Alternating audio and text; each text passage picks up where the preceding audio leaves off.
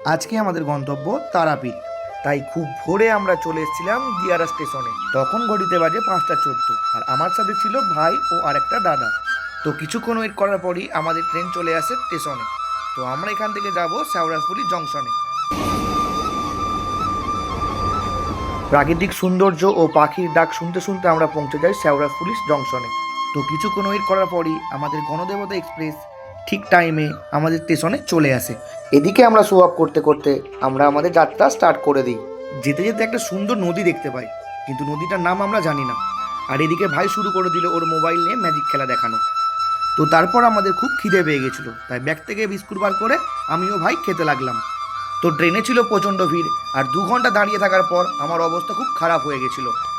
প্রাকৃতিক সৌন্দর্য দেখতে দেখতে আমরা পৌঁছে গেলাম রামপুরহাট জংশনে।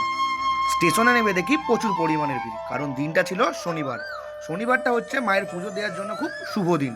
তাই লেট না করে আমরা তাড়াতাড়ি স্টেশন থেকে বেরিয়ে চলে যাই অটো স্ট্যান্ডে। অটোতে বসে বসে শুধু একটা কথাই ভাবছিলাম যে মায়ের দর্শন কখন পাবো। আর দেখতে দেখতেই আমরা মায়ের গেট ক্রস করে যাই। অটো থেকে নেমে আমরা হাঁটতে শুরু করলাম মায়ের মন্দিরের দিকে, কারণ মন্দিরের পাশেই আমাদের রুম বুক করা ছিল। তাই আমি, ভাই আর দাদা এগোতে থাকলাম রুমের দিকে। তো আমার অবস্থা ছিল খুবই খারাপ, তো আমি রুমে এসে শুয়ে পড়লাম।